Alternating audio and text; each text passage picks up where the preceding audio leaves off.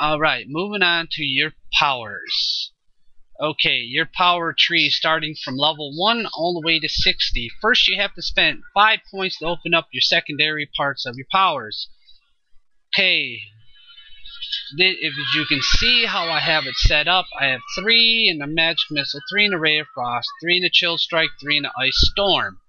I don't have any into Orb of Imposition because later on down this discussion you'll see why. After spending 5 points, you will open up Conduit of Ice and Entangling Force. If you hover over them, it basically tells you what they're all about. Conduit of Ice turns one of your targets into a swirling tornado, adds chill stacks to them, increases it by 5% too for every chill stack of chill. You hit a target with your Magic Missile 3 times, it's going to add 5 stacks of chill. Oh, I'm sorry, only adds 1 stack of Arcane Mastery. Okay, now what I mean by this, what you can do with Ice, you hit them with your Ray of Frost, and you hold down and your right click and you hit them with Ray of Frost, it eventually adds 6 stacks of chill, which will freeze them. Then if you hit them with your Conduit of Ice, it's going to increase the damage by 5% for every stack. So if you have 6 stacks times 5 is what, people? That's 30% extra damage with that. Okay? So that's essential to have maxed out at 3, but starting out you can only have it at 2. So you're wondering why you can't put 3 into it? Well, I'll explain it later on. Entangling Force, of course, is your Arcane Mastery. This is for every stack of Arcane you have is increasing the damage, and it's going to hold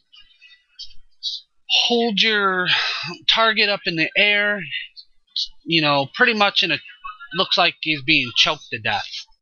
Okay? Now, for every Arcane stack you have, it's going to increase duration, power, increase of every stack. Now, if you notice on both Conduit of Ice and Entangling Force have a Spell Mastery. Your Spell Mastery is your tab button. Okay? And in this here for Conduit of Ice, it shows it adds a stack of chill effect. The area hit by Conduit of Ice increases the size of the area effect. So basically, for having in your tab button, you hit one of them, you'll notice from your QE and R to your tab that the tornado's in a larger area. Alright. Now for Entangling Force, it's going to hold your target longer when first cast. It also is going to pull in nearby enemies into the same and gain stacks of Arcane for each target pulled. Okay?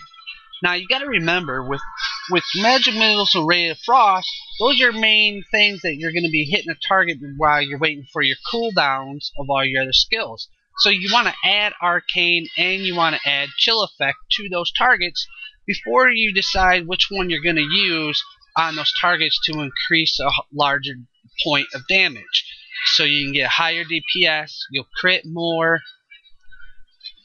and stuff like that. Okay. After spending 10 points, you'll open up your Spell Mastery, which is your tab button here. And also you'll open up, which is called your Daily Powers. Your Daily Powers is the circular powers that if you see here, I'm going to pull out these 1 and number 2. These are your daily powers. Arcane Singularity and Oppressing Force. I have them both maxed out because I do use them in certain dungeons. Arcane Singularity I use the most. As you can see, it's on my power.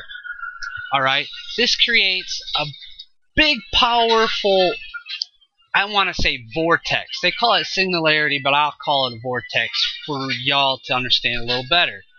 When you cast this, it's going to have a very large area effect. It's going to suck in all the mob, every target that's in front of you, up into this vortex. Then it's going to explode and add chill stacks of arcane mastery onto each and every one that it has targeted.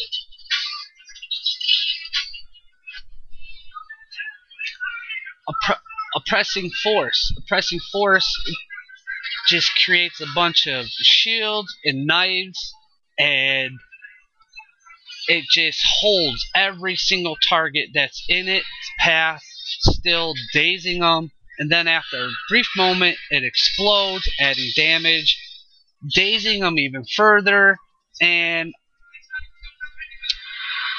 as you can see, it says on cast you build stacks arcane mastery. Now what that'll do is the same as singularity. It will add stacks of arcane mastery to each one that it has affected. Okay? Now remember, building stacks of arcane and chill effect to each target is very essential for high DPS. After spending 15 points, you open up three new powers: your repel, arcane, and chilling presences. Okay, now remember in the beginning of the discussion I said I don't have nothing in my orb of position. The only thing that does, if you can see, it increases the duration of my control powers. Whoop-de-doo-dah. Okay, I want to do control and high DPS, so I went ahead and skipped along that. I put 3 into my arcane presence and 3 into my chilling presence. As you can see, my arcane mastery also increases the damage of your cold base attacks by 34% of the buff value. So I have these active. Okay, so anytime I put anything into my mastery and it has arcane, it's going to add 34% extra buff value. Awesome.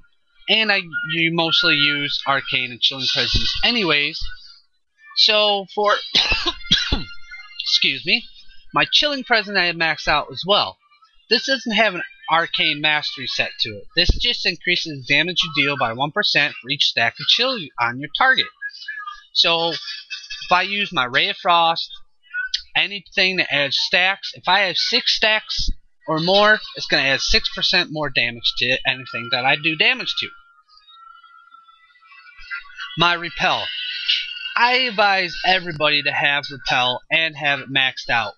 When you get further along in the game and you're level 60, you're going through tier 1s and tier 2 dungeons, a lot of this is very essential. A lot of people want the control wizards to have this to control mobs. I love it. It's awesome. I put this into my spell mastery. As you can see, it's in my tab button. Okay, this has a forceful blast. It pushes the target at great speeds and a good distance away. Okay, now if I hit something with my missiles a bunch of times and I hit them with ice and other things before I even use this, and I have lots of stacks of different arcane and chill presence on them, depending on how many arcane stacks I have on them, this will increase the amount of distance that you use this on. Not only do I have it in my tab for my spell mastery, now it affects multiple targets. So I can control larger sets of mobs with this. I love it. I use it all the time. I hardly ever take it out of my tab button, depending on what dungeon I go to. You know, after spending 20 points, you unlock rank 3 of all your previous powers. Now, before moving on to your available 20-point powers, I advise everybody to go back through and start putting level 3 in each one where you see it. I have it. Now, I say do it how I have it, because whether you go DPS or control, this is the best type of tree you could have possible in the game. Okay? So, after doing that, putting your level 3s in your thing, I will go over this. So, what is level 3 going to do for me?